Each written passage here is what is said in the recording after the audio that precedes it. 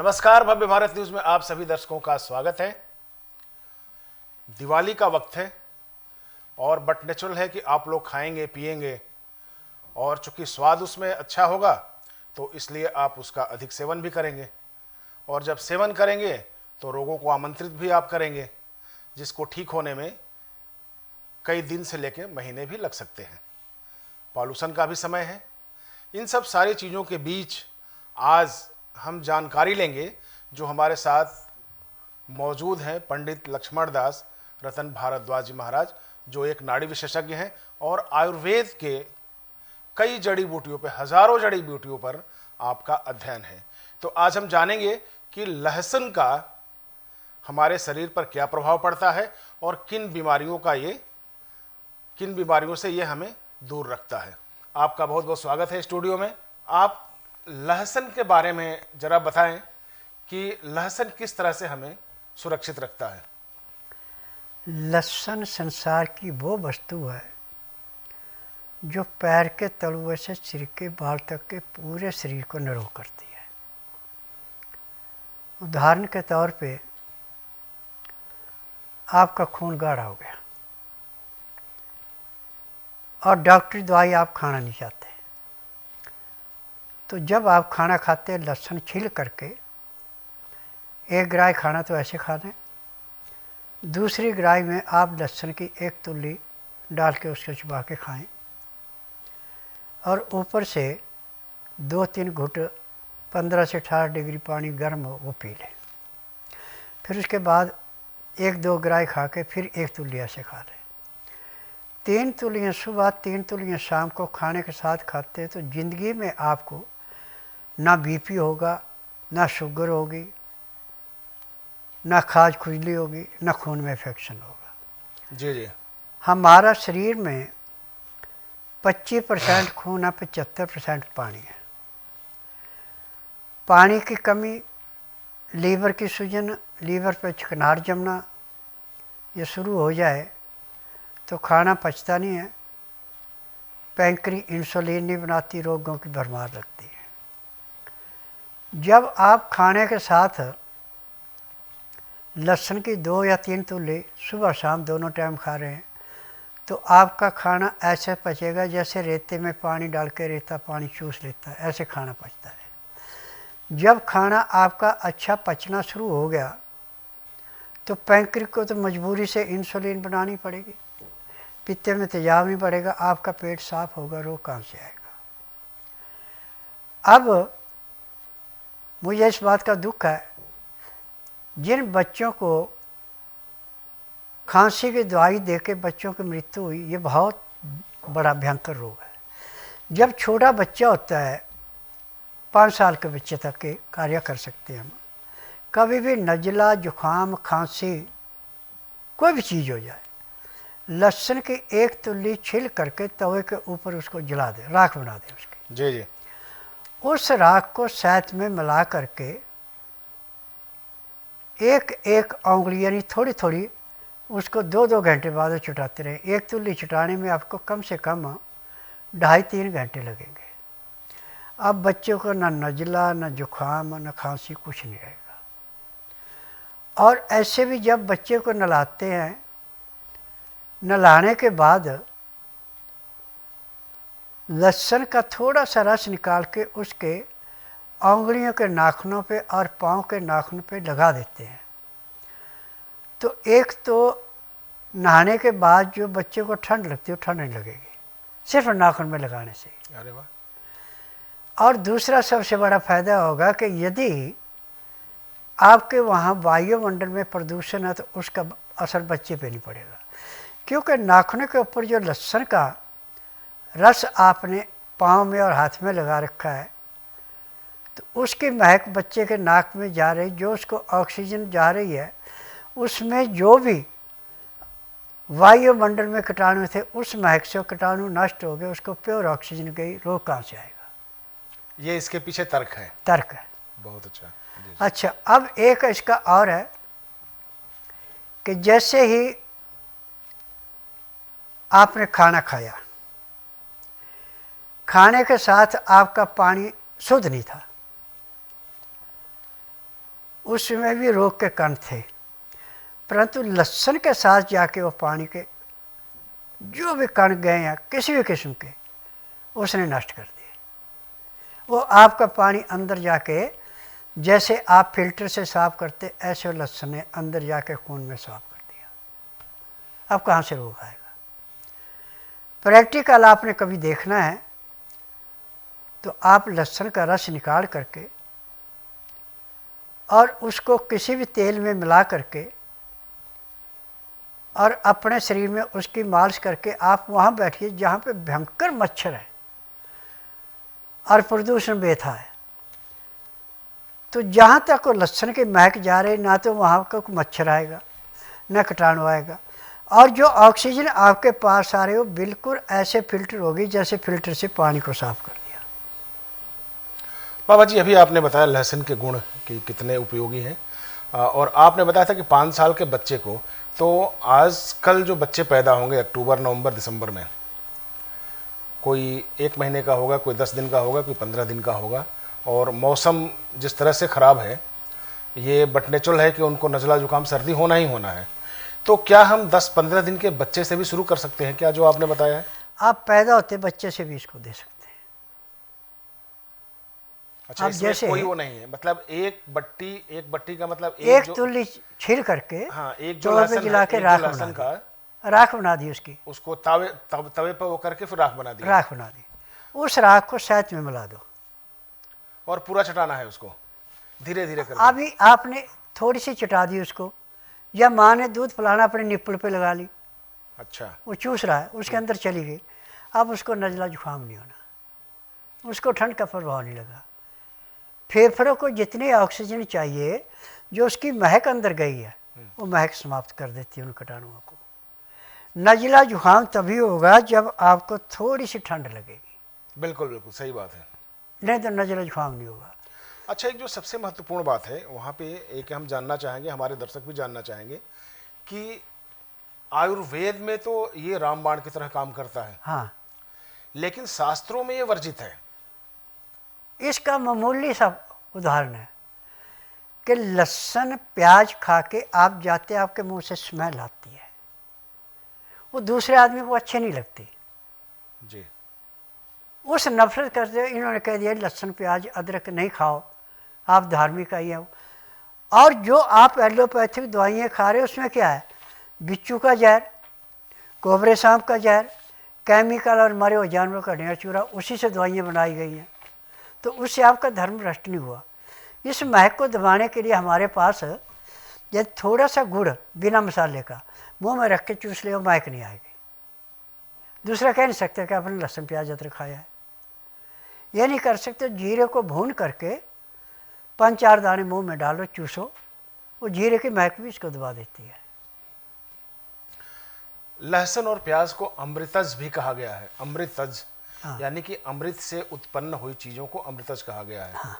इसके पीछे शास्त्रों में कहानी भी यह है कि जब समुद्र मंथन हुआ और रावण और देव और दानव के बीच में जब युद्ध हुआ था, हाँ, जब समुद्र वो उसको अमृत को लेके जब रस्साकसी हुई, तो एक उसमें राहु नाम का जो दैत्य था, वो देवताओं का रूप धारण करके ले लिया, हाँ, ग्रहण कर लिया।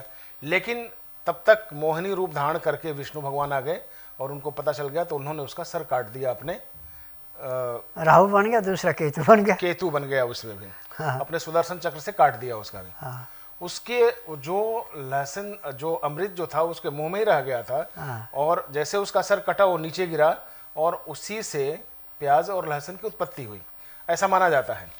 लेकिन जब हम ये पूछते हैं कि ये आयुर्वेद में गुणकारी है और वैसे तामसी माना जाता है, तो उसके पीछे ये तर्क दिया जाता है बाबा जी कि चूंकि उनके मुंह से गिरा है तो ये मन और बुद्धि पर तामसी प्रभाव डालता है, लेकिन स्वास्थ्य के लिए बहुत अच्छा है। देखिए, मैं आपको एक छोटी सी बात कहूँगा। लहसुन, एक सवाल मेरा पूरा हो जाने दीजिए इसमें। तो क्या ये है जो पंडित, जो ब्राह्मण जो बताते हैं, ये सब क्या ढोंग है, या स्वास्थ्य अगर खराब है तो इसको लेना चाहिए, सबके लिए जरूरी है? मैं आपसे एक बात कहूँगा कि निर्घाटु जिसने बड़े आराम से पढ़ा है, जी जी, बिल्कुल सही बात, उसके अंदर सारी चीज़ें लिखी हैं, परंतु अमृत जो बना है वो लहसुन प्याज अदरक तीनों को मिला के बना है। यदि तीनों का रस, सलाद, चटनी आप खाने के साथ सुबह शाम दोनों टाइम लेते हैं तो आपको आखिरी सांस तक कभी भी किसी डॉक्टर हकीम के पास नहीं जाना पड़ेगा। लहसुन प्याज अदरक हमारे लीवर का जीवनदाता है। न लीवर पे काई जमेगी, न पाचन शक्ति कमज़ोर होगी, न लीवर में किसी किस्म का इन्फेक्शन होगा। जैसे गर्म पानी में सोडा डाल के मैले कुचैले कपड़े को बिल्कुल साफ़ करते, ऐसे साफ़ रखता है। लीवर हमारा पूरा काम कर रहा है, पैंक्री पूरी इंसुलिन बना रही, पित्ते में तेजाब नॉर्मल है, पेट आपका अच्छा सा, बीमारी कहाँ से आएगी? बीमारी तभी आएगी जब आपका लीवर पूरा काम नहीं करेगा। जैसे अभी आपने ये है निघंटु रत्नाकर का आपने नाम लिया, उसमें वर्णन है, इसके अलावा भी इसमें वर्णन है, जैसे कि चरक संहिता हो गया, सुश्रुत हो गया, भाव प्रकाश हो गया, इन सब में लहसुन का वर्णन है। हाँ। लेकिन अफसोस ये है कि आजकल लोग लहसुन से दूर भागते हैं। जो अभी जो फास्ट फूड आ गए हैं उस पे जाते हैं, और बच्चों को देखते हैं कि आज की तारीख में कोई 15 साल पे अटैक से मर रहा है, कोई 25 साल पे मर रहा है, कोई 40 साल पे मर रहा है। तो इनकी मात्रा कैसे ये सुनिश्चित किया जाए कि इनकी मात्रा हम कितना दें ताकि शरीर को सूट करें? देखिए, यदि आप खाने के साथ 2 या 3 तुल्ली सुबह, 2-3 तुल्ली शाम को खा लेते हैं लहसुन की, मतलब ऐसे चबा के या निगल के? चबा के इसका रस निकल जाता है। अच्छा। और साब्त लेंगे तो असर तो करेगी, परंतु 100 में से 10%। अच्छा, इसलिए आप चबा के बोलते हैं। हाँ, चबा के आप सेवन करें। यदि चबा नहीं सकते हैं तो उसका रस निकाल लो, पानी में या किसी चीज़ में मिला के ले लो, वो है। अब देखिए, जो लहसुन प्याज अदरक उचित मात्रा में खा रहा है, उसकी ज़िंदगी उम्र कितनी भी हो जाए, आप ये जजमेंट नहीं कर सकते इतने साल का वो नौजवान ही लगेगा। आजकल जो रोगों का जो प्रचलन है, हाँ, जो रोग आ रहे हैं शरीर में, वो है हृदय रोग, रक्तचाप, कोलेस्ट्रॉल, पाचन, फिर इसके बाद बात यानी कि जोड़ों का दर्द, जोड़ों का दर्द प्रमुख है इनमें। तो क्या इन रोगों में भी ये लहसुन काम करता है? देखिए, खाने वाले को तो रोग होते नहीं, परंतु यदि किसी को रोग हो गया, लहसुन का रस निकाल करके किसी भी चिकनी चीज़ में, चाहे घी है चाहे तेल है, नहीं है तो गाड़ी के ग्रीस ही ले लो, उसमें इसको मिला के जहाँ आपको भयंकर दर्द हो रहा, आधा घंटा मालिश कीजिए। आधे घंटे के बाद आप आराम से चलना शुरू कर दें। नहीं, क्या उबाल के उसको? कुछ नहीं करना। हाँ, सिर्फ उसको वो कर दें, मैश कर दें। मैश कर दो। मैश करके, चाहे वो ग्रीस हो, चाहे ग्रीस है, चाहे घी है, चाहे तेल है। अच्छा, किसी भी तेल में चिकनी चीज़ होनी चाहिए। अच्छा अच्छा। हाँ, ऐसे करते हैं तो जलन पैदा करता है, आराम तो मिलता है, जलन पैदा कर। और समझिए, आपको चोट लगी, खून बह रहा है, अब आपने काफ़ी तरीके की खून बंद करने नहीं हो रहा है, परंतु लहसुन पीस के या तो उसको ऐसे लगा दो, या उसको पीस के उस पर पट्टी कर दो उसकी। तो बहुत भयानक दर्द करता है? दर्द नहीं करता, जो दर्द है उसको भी मिटाता है और खून बंद हो गया। यदि आप 10 मिनट या आधे घंटे के बाद किसी डॉक्टर के पास जाते हैं, इसमें टाँके लगा दे, तो 20 तो आपको बातें सुनाएगा और कहेगा हफ्ते का जख्म में कहाँ टाँके लगाऊंगा। नहीं बाबा जी, अगर चीरा लग गया शरीर में किसी भी हिस्से पर और लहसुन अगर हम लेके उस पर छापते हैं, रखते हैं, तो क्या वो दर्द नहीं करेगा? वो तो असह्य हो जाएगा, चिल्लाने लगेगा। नहीं, ये तो मेरा अपना प्रैक्टिकल है, मुझे कई बार चोट लग जाती है, मैं फटाफट वही करता हूँ। अब दूसरा काम लीजिए, आपके पाँव में ब्याई फट गई, कितना भयंकर दर्द होता है। हाँ, वो भी एक समस्या होती है, बहुत जबरदस्त होती नहीं होती है। अब इसमें तरह तरह की क्रीमें बना रखी हैं के लगाओ, आराम नहीं मिलता, परंतु लहसुन की एक तुल्ली लेकर छिलके और उसको ऐसे रगड़ लो 5 मिनट। अच्छा, एड़ियों पे जहाँ ब्याई फटी हुई है? ब्याई फटी है तो 5 मिनट के अंदर अंदर जो दर्द था वो तो टोटली बंद हो गया। अब वो जो बिल्कुल दरार पड़ के चमड़ी बिल्कुल पत्थर बन चुकी थी, वो मुलायम हो जाएगी।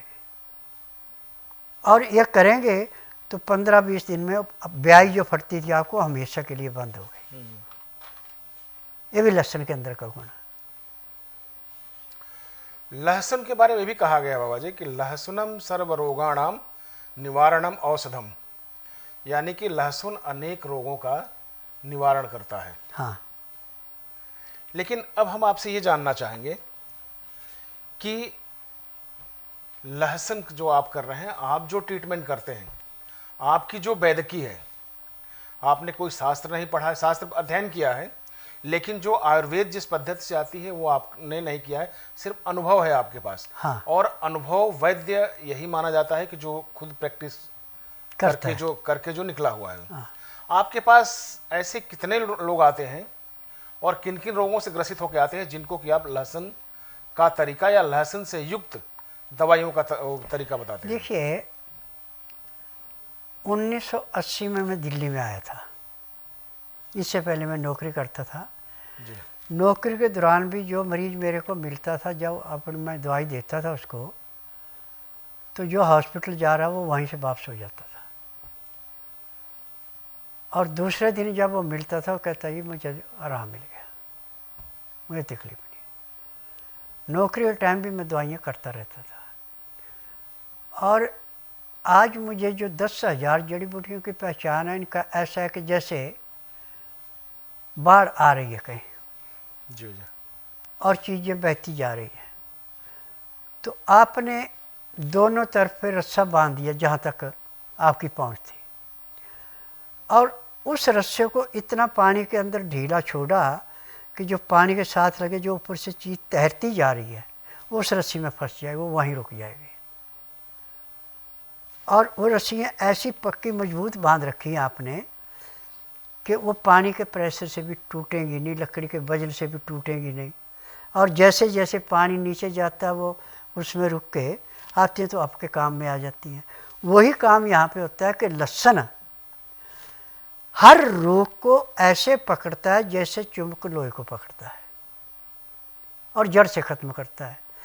क्योंकि खून के अंदर किसी किसी का इन्फेक्शन नहीं रहने देना, गंदे खून को साफ करना, पाचन शक्ति को बढ़ाना, आँखों की ज्योति को बढ़ाना, चेहरे पे कभी भी चमड़ी सिकुड़ने नहीं देनी, टाइट रहनी। आपकी कोई भी उम्र हो जाए, आपका चेहरा ऐसे रहेगा जैसे आप 50 से 60 साल के हैं। लगातार लहसुन के सेवन से? हाँ। अब मैं अपने ऊपर आजमाइश किया है कि मेरा 60 साल की उम्र में सिर से लेके पांव तक सारे बाल सफ़ेद हो गए थे। तो मैं तो अपने ऊपर ही प्रैक्टिकल करता हूँ सारा। बिल्कुल बिल्कुल। आज मेरे बाजुओं में एक भी बाल सफ़ेद नहीं है, सब काले हो गए। पेट पे एक भी बाल सफ़ेद नहीं है, अच्छा, सब काले। अभी देखिए ये भी काले हो रहे हैं। काले हो रहे हैं? हाँ। और 10 साल तक टोटली काले हो जाएंगे। यानी कि अंतिम समय तक बिल्कुल काला आप हो जाएंगे? हाँ। आयुर्वेद का चमत्कार है। हाँ, ये है। और इसमें अल्प मृत्यु नहीं होती। बट नहीं, ये तो समझ में आती है कि हाँ। अगर सारी नसें आपकी ठीक रहेगी, ब्लड सर्कुलेशन सही रहेगा, बीमारी हो नहीं, तो बीमारी होगी ही नहीं, तो फिर वो अल्प मृत्यु की बात ही नहीं उठती। बस यही है। ठीक है, तो आज लहसुन के बारे में आप लोगों ने बहुत कुछ जाना, और आप देख ही रहे हैं कि वायुमंडल विषाक्त हो रहा है, और त्योहारों पर जो खान पान होता है वो दूषित हो जाता है। और जब इस तरह की बीमारियों से आप ग्रसित होते हैं तो आप डॉक्टरों के पास भागते हैं, बड़े बड़े हॉस्पिटलों में भागते हैं, जो बेशुमार पैसा लेकर आपका ट्रीटमेंट करते हैं, लेकिन गारंटी नहीं देते कि आप बिल्कुल स्वस्थ हो जाएंगे।